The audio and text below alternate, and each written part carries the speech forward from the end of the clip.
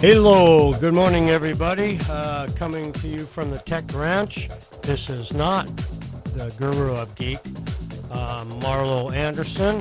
Marlo is traveling, and I'm not sure with Trump's ban on allowing people to come back into the country. Marlo, you might be situated there where you're not going to be able to come back home again. So.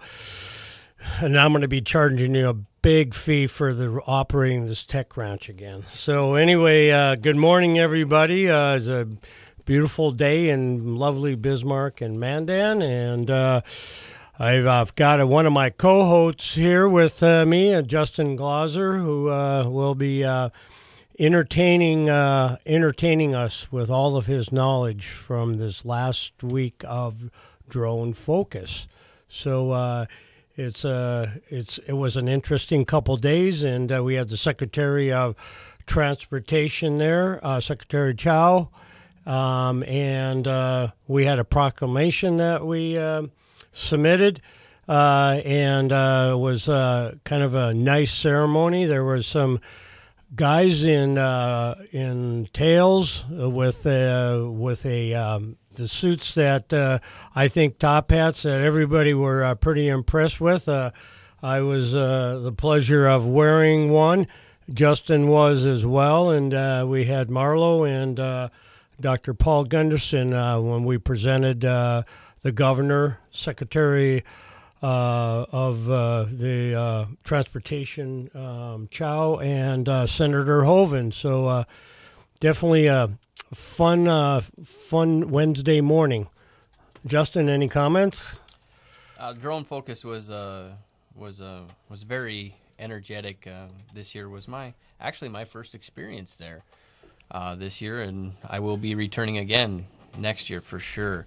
Some great developments came from that conference that we were at. Like Marlo stated, we announced a National Autonomous Vehicle Day on the 31st of May, which will reoccur now for forever. It was a incredibly enjoyable experience. We gained a lot of attention, not only locally, but I believe nationally with the dignitaries that we had there. When you have the U.S. Secretary of Transportation at an event announcing National Autonomous Vehicle Day, meeting with members of local government in Fargo, that's a big deal. That's definitely a big deal. You know, one other thing that took place, and I wasn't able to attend, but a whole bunch of mayors from around the state got together and talked about infrastructure and looking at what needs are going to be out there.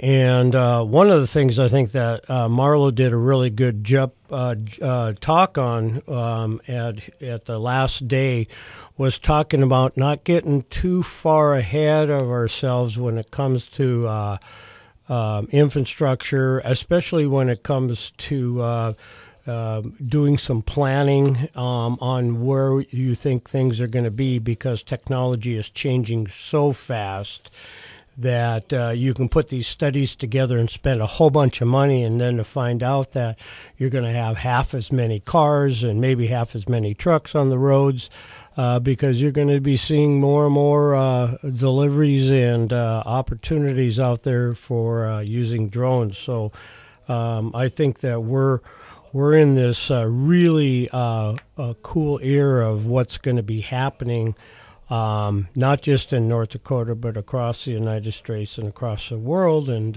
infrastructure is definitely one area that we have to address. And in fact, I saw in the paper today that Trump was going to be introducing again. He's talked about this $1 trillion infrastructure program, but I'll tell you, one of the things that he better keep in mind is the new technology when it comes to autonomous vehicles and using drones. So infrastructure is definitely a key. Comments on that, Justin?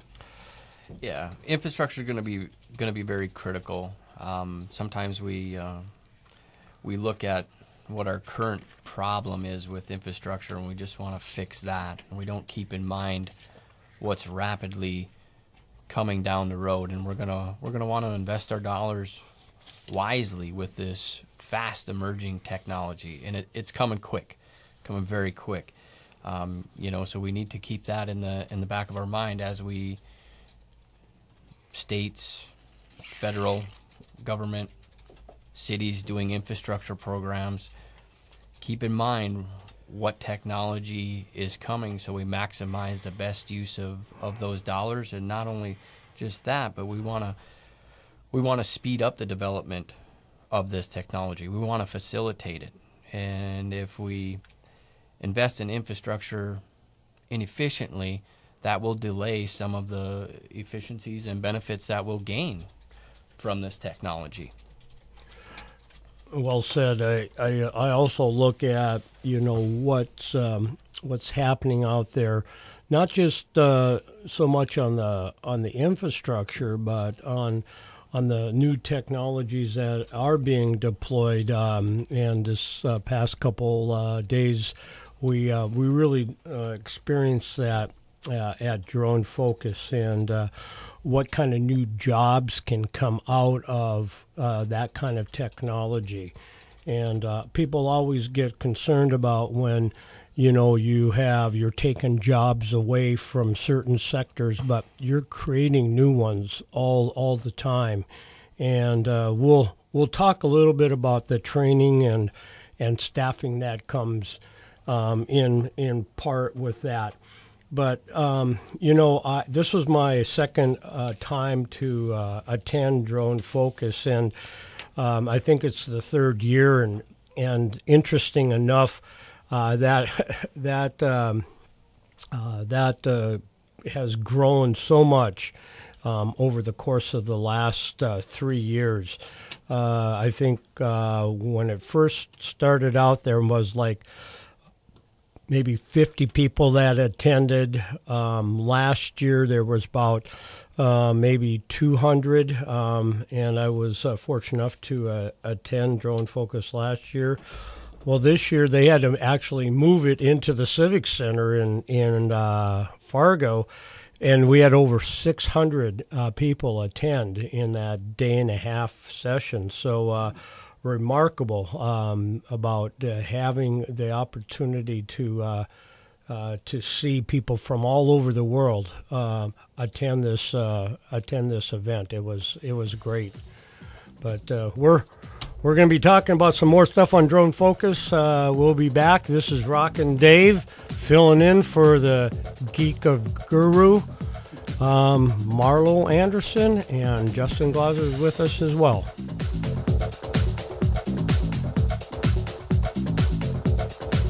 Right now, 75 degrees. The Red River Farm Network.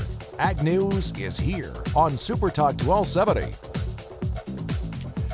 Hey, good morning. Welcome back. This is Rockin' Dave filling in for Marlo and Guru Geek. I think he's out in actually Seattle doing one of his national calendar days. I'm not sure which one he has, but anyway, we're just coming off the Drone Focus, and it's good to have Justin Glauser with me. We're an association. Actually, we have a couple association. One of them is the Central North American Trade Corridor, and the other one is North Dakota Automated Vehicle Collaborative. And we had a booth at Drone Focus this last week, and maybe Justin, you can just give us just a quick insight on both those associations, and a lot of the people that stopped by our booth wanted to know what we're doing. So go ahead, Justin. The Central North American Trade Corridor Association was founded by a gentleman by the name of Steve Peterson from the Minot area. And the Central North American Trade Corridor Association is trying to leverage, everything that we do here from Canada all the way to Mexico, and all of the goods and commodities that are produced in that central region of the U.S., Canada, and Mexico, and helping to move our product more efficiently, energize trade between the three countries, move that product and move it efficiently. The North Dakota Automated Vehicle Collaborative, we just started that approximately a year ago, Dave? Yep, something like, yeah, maybe not quite even a year ago. Okay. And the North Dakota Automated Vehicle Collaborative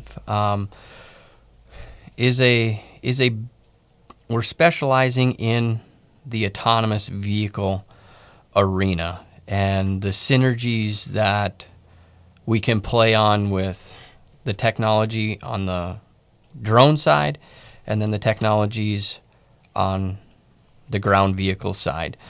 And we envision in the very near future here that these two technologies are they're gonna work together. There's so many synergies between them, and we're trying to get and bring that sort of technology and that testing into the state of North Dakota, specifically the Bismarck-Mandan area. If you can envision like Grand Sky that they have in Grand Forks, the North Dakota Automated Vehicle Collaborative would like to bring Grand Roads development into the Bismarck-Mandan area. You know, it's interesting. One of the things that we discussed this last week at Drone Focus is integrating both drone technology and automated vehicle technology, or ground vehicles, I guess. And it was really well received. A lot of groups were very interested in this whole collaborative that we're putting together. So again, we're leading the way. The state of North Dakota is leading the way when it comes to drone development, and it just proved out this last week at Drone Focus and all the interest that was there. But we want to continue to stay focused on the automated vehicle, ground vehicle collaborative, and where we see that going as well. I think that there's so much synergies that can be shared with both technologies. And there's going to be some exciting news that we're going to talk about this fall about a special contest that we're going to introduce. We're looking at a technical conference here in Bismarck-Mandan. Maybe it's going to be more geared around new technologies, but also it's going to be talking about automated vehicle collaborative, and also the ground training and development of this park. You know, it kind of leads me into some of the things that are happening, and you know, one of the big areas that I picked up on, and I didn't even think about it at the conference, was the staffing and technical recruiting and executive research that a lot of these companies are going to experience out there. I think there was over 30 companies that were introduced at the show, and there was a group called Transcend USA, and a lady spoke about being prepared for what's going to be happening when it comes to the drone industry. And everybody always gets concerned about the jobs that are going to be lost because of whether it's drones or whether it's autonomous vehicles using trucks. And you know, Justin, this probably segues into a little bit about, you know, your business and on the logistics side and moving freight and how challenging it can be to get employees. So why don't you just give us a little snapshot of that as well, what you're experiencing as a logistics company. Okay.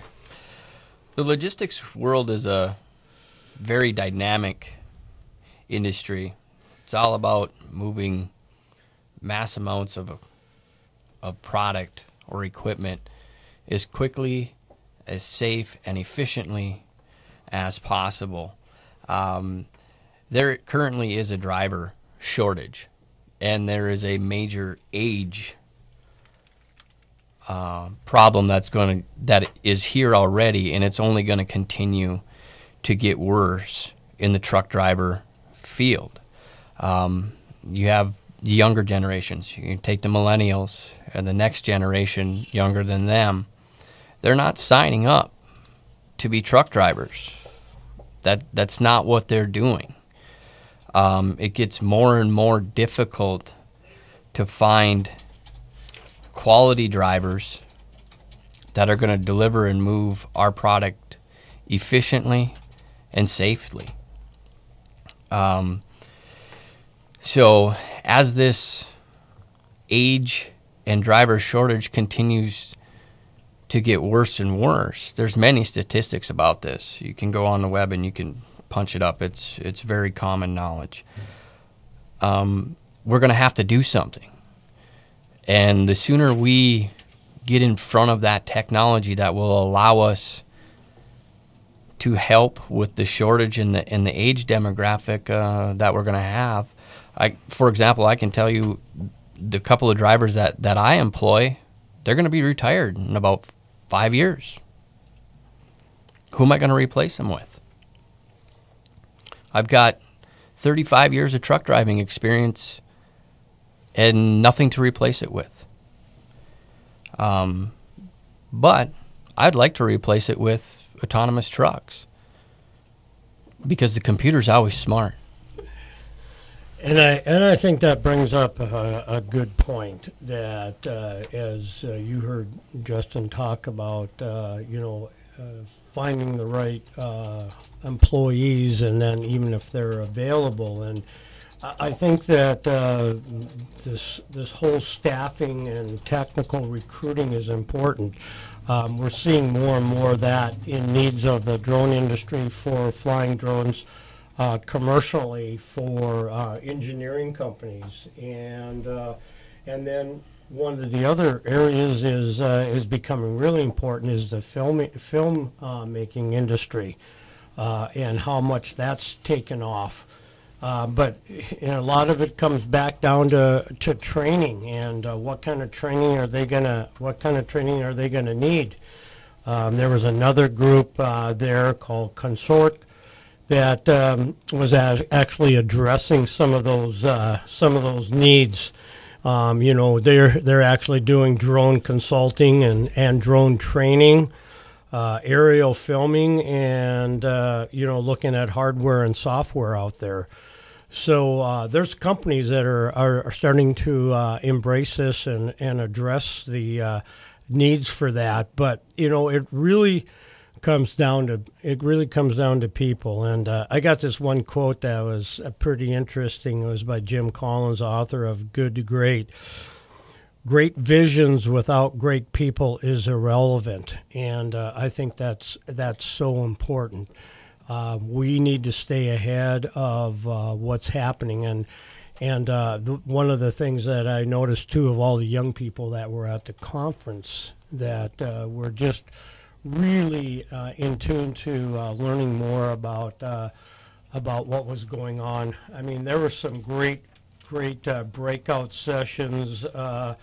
Northrop Grumman was there. NASA was there, which was interesting. We had Digital Drone Dynamics, the Duto group.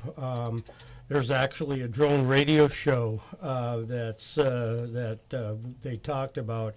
How about women and drones? I talk about women and hunting, but now we got women and drones, and then Excel Energy was there talking a little bit about where they're at in regards to drone development, and the chancellor also talked about that on the education component side of things, and kind of the leader in that. So, I mean, I think that we're seeing more and more development into different arenas when it comes to both drone and ground vehicle collaboratives that are happening out there.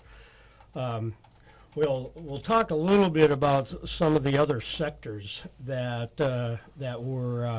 we experiencing more and more all the time. I mean, training is important, consulting is important, and staffing is important. But what are some of the other opportunities out there? So be prepared as we come back and talk a little bit about that in this next segment.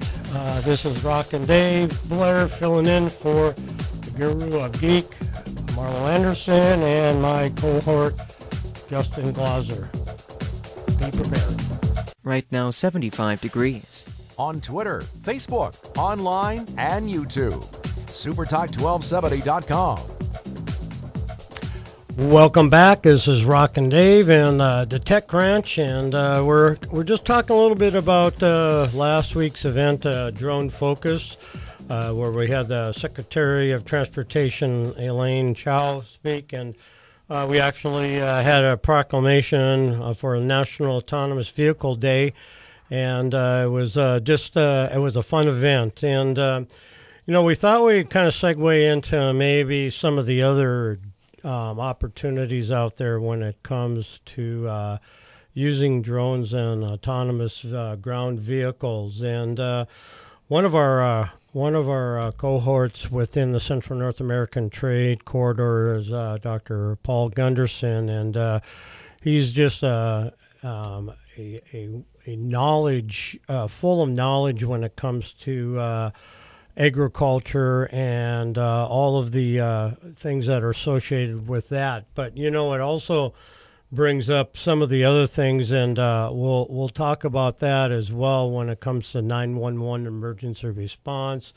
We talked briefly about the filming industry and also the media industry. But Justin, why don't we just talk a little bit about the luncheon that we were part of? Talking about precision ag and new technologies, and I'll let you kind of explore that opportunities out there in the ag segment. All right.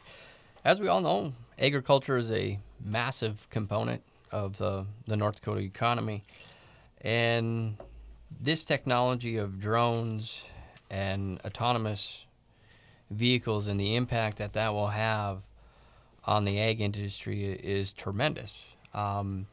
It's actually already in current modern day agriculture. Everybody can drive down the road and look down the rows in the field because the tractor is seeded with, and the crop is seeded with GPS systems, and they're straight as an arrow. Everything is down to inches when they place the crops in the ground, and when they're spraying and all of that.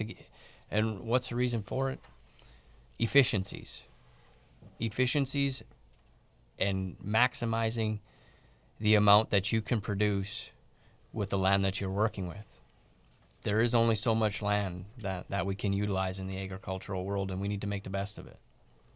I'll give you one scenario here. Just envision a farm operator during harvest time, for example, and he is, for the sake of this discussion, we'll say he's still operating his combine. But when his combine is full, his autonomous truck comes alongside him, and they unload on the go. And when that truck is full, it heads to the elevator. We all know how long the lines are at the elevator during harvest season. 1 hour, maybe it's 2 hours. And if you got somebody sitting in that cab waiting in line for 2 hours, what could they have been doing that would have maximized your return? Things like that are going to be huge in the agricultural industry. Will allow farm operators to operate more land and do it better and more efficient. When a truck is run autonomously, Now you can use that other person on your farm to do something else versus sitting in line for 2 hours waiting to unload. And that truck brings back the scale ticket, and you just do that cycle while you're harvesting around and around and around.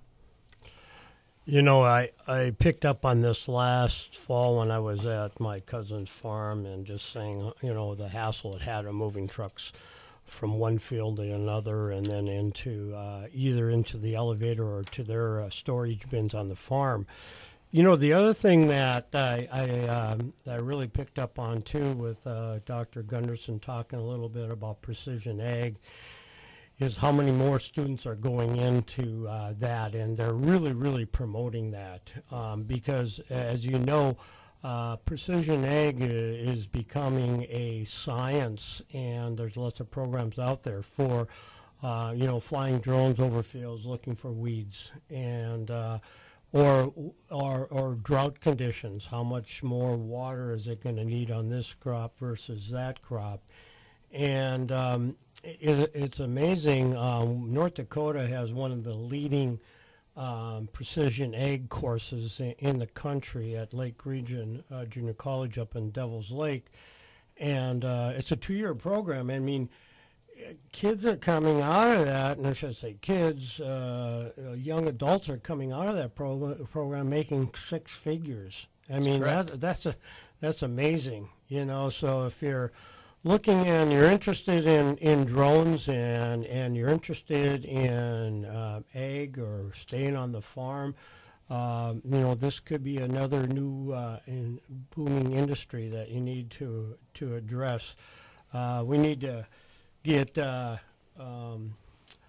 Gunderson on this program sometime and talk more and more about precision ag and what that's happening.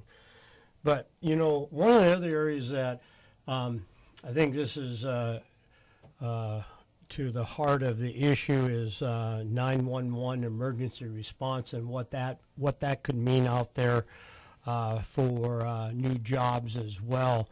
And, you know, I think Justin brought up a really good point at our luncheon that we had here this past week about emergency response. But let's even take it one step further, and that's the military side of things, and how much we have really moved in that direction to keep our troops a lot safer by using drones. So, Justin, can you just give us a little comments on that? Absolutely. As a combat vet, I have some experience with using drones in combat. I was deployed in 2003 and went in country very early in 2004 in Iraq, and we were using drones already then. What we would use them for is surveillance or reconnaissance. I mean, just envision being able to launch a drone and being able to see what you're getting into before you march soldiers in there. If it's not good, you're not going to do that. And the advantages that creates on a battlefield are tremendous. The element of surprise is key. But not only the element of surprise, but there's a safety element too, because we want to bring our soldiers back home.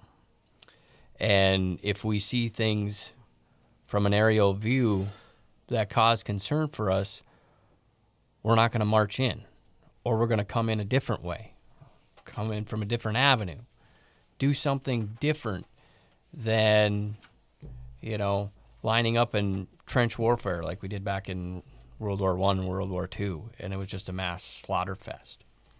The other ability is the ability to attach munitions to these, not only drones, but now autonomous vehicles, and what that will do to saving lives on the battlefield. It's going to be tremendous. Thanks, Justin. I think that really hits home, too, that, you know, even though the world looks at America as this, this big, rich, powerful country that doesn't care about anybody but themselves. I think we have really taken the step forward in the new technologies that are out here, and we're leading the way. And one of the interesting topics was a guy from NASA that spoke about what's happening out there on his in his world. And you heard Justin talking about the military and the 911 emergency response and getting to situations a lot quicker. But the gentleman from NASA said, you can't even imagine what's coming down the pike for our young kids, and being ready to experience that. We're not that far off from flying cars. No. We're very, very close. In fact, I would venture to guess next year's Drone Focus, we will have a flying car there. Jim, that would be perfect for you, right? Yeah. You can get here on time. Go right over the bridge. Now miss all that construction. Exactly. So, be prepared for what's coming, and as a good Boy Scout, we always have to be prepared. But so many different industries are gonna be affected by what's happening out there. You look at the insurance industry and what that's going to mean, and then compliance, both on our federal level and our state level, using flying cars or even autonomous vehicles. We had some legislation this last year we worked on about, what's going to be allowed and what's not going to be allowed. So we're gonna wrap it up talking a little bit about Grand Roads, but also about the kids out there that are looking for new opportunities. And there were some students that presented this last week at Drone Focus that I'd like to talk to you about. So stay tuned for our last segment here. Got Justin Glauser, Rockin' Dave Blair filling in for the Guru of Geek, and of course our master at the control center, Jim. Right now, 79. Dave Ramsey is heard here. Super Talk 1270. Hey, welcome back. Rockin' Dave here to kind of cap off our last segment of the Tech Ranch. And I don't know, Marlo's going to probably think twice about inviting me back again. I don't know. But anyway, always nice to be able to fill in, and I always enjoy this show. And got Justin Glauser with us as well. And I think it would be kind of fitting to kind of summarize a little bit about what we experienced last week at Drone Focus, and then looking at the future. There was a group from Norway that was there, and they had this kind of a helicopter-looking robot. It's called robot aviation, and all the fixed wing the aerial vehicles that they're working on and building. And so that kind of segues into what we're seeing here in North Dakota. They had some young students that talked a little bit about the industry and what they were working on, and there was a young guy there that was actually building software for drones, and also experimenting with building drones. So you're going to see a lot of that happening, and it already is. But by no way, shape, or form should North Dakota take a back seat to any of that, because we're seeing that happen. There was a young lady that talked about using drones in situations where you have tough time getting people in there, and she talked about inspecting sewers and really what that means in looking at any type of breaches when it comes to the breaking in the wall or any of the tunnels there. And she did a great job of talking about that industry and how that could be used. The construction industry definitely is moving in more and more into that as well. And, we talked a little bit about the insurance side of things and what that's going to mean, and then also the compliance side of things. But, I was really excited. We had a second night. We had it at the Microsoft campus and what Microsoft is doing out there. But there's a young guy that drove his autonomous vehicle all the way from Omaha, Nebraska to Fargo. And so I approached him and I said, I've never driven in an autonomous vehicle before. And would you mind giving me a ride? And he said, no, that'd be really cool. I'd love to do that. So Marlo jumped in right away because this was number 26 for him as far as autonomous vehicles. And then we had one of our other people that were part of our association, Jennifer Dodd, came along for the ride. So I got about a 15-minute ride on the interstate, and the guy explained a lot about how he developed this personal autonomous vehicle, and using a smartphone and a camera. And it wasn't that big of an investment. It was in his Honda Accord that he had, and I said, so how many miles did you drive where you didn't really actually have your hands on the wheels? Mm-hmm. And he said, probably about 400, 500 miles. And he said, just not having to worry about a lot of that stuff was... That's impressive. It was really, really impressive. And I felt very safe, when it comes to making sure the car is staying in its lane and what's going on. So this Grand Roads Development Park and Training Center that we're looking at would allow cars and trucks to come up here and do some of the testing. And really encourage the audience out there to go onto our website, North Dakota. Justin, maybe you can give them the acronyms for that. It's www.ndavc.com. That's North Dakota Automated Vehicle Collaborative. And then also www.cnatca.com, which is our Central North American Trade Corridor website. And you will find information on on all of this technology on both of those sites.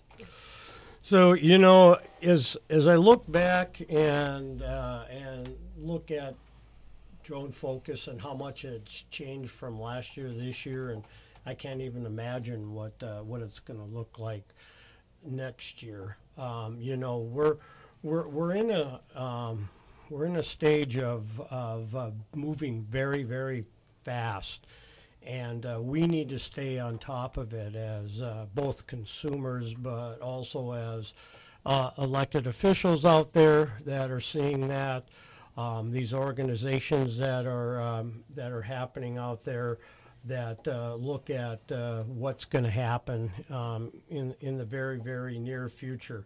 Our governor has embraced this. Our lieutenant governor actually has taken kind of the role as being the in charge of the drone development in the state, along with the Department of Commerce, and also getting them involved with autonomous ground vehicles as well. So Senator Hoeven has just really taken a push into that direction, and he was the one that was very instrumental in getting Secretary Elaine Chao from the U.S. Department of Transportation to come here.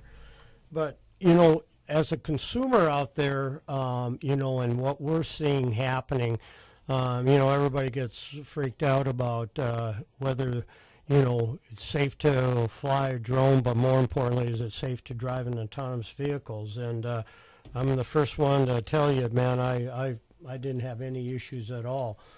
So, Justin, as you look at the future and what's happening out there, both on the drones and autonomous ground vehicles, what's exciting? What do you see that's exciting to you? The exciting components to me are wanting what we can do with the technology and how much more efficient we can become as a country as a whole. How much safer we can be, because almost every accident is caused by driver error. To me, that's huge. We're going to stop losing our family members on the road due to driver error. As technology progresses, we're all full of distracted driving. You can pull up to every stoplight. Somebody's looking at their smartphone, sending a text message, reading an email. If you got an autonomous vehicle, you can do all that now. So we're going to become much, much safer. Couple of other things. Highway 83, it's open. We can test autonomous ground vehicles on Highway 83. We were able to achieve that designation this year. North Dakota is a perfect place to test this emerging technology. We've got open rural areas. We have a border that we're going to have to figure out how to navigate, how to cross it.